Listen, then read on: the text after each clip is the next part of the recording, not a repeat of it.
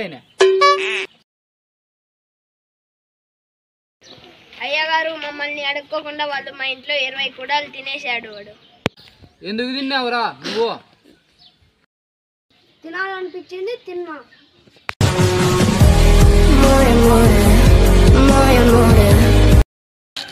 అది కాకుండా నన్ను ఫ్రెండ్షిప్ చేసుకోవాలని సంక్రాంతి శుభాకాంక్షలు చెప్పాడు.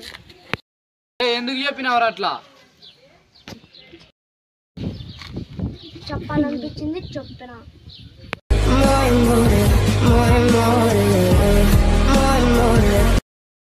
అది కాకుండా మా ఊరికి వచ్చి మమ్మల్ని కొట్టినాడు అయ్యగారు. నువ్వెందుకు కొట్టినావురా? కొట్టాలనిపించింది కొట్టా.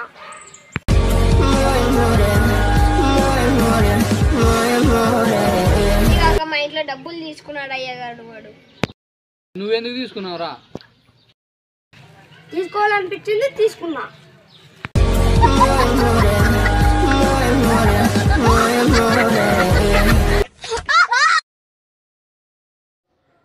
ప్లీజ్ సబ్స్క్రైబ్ చేయండి.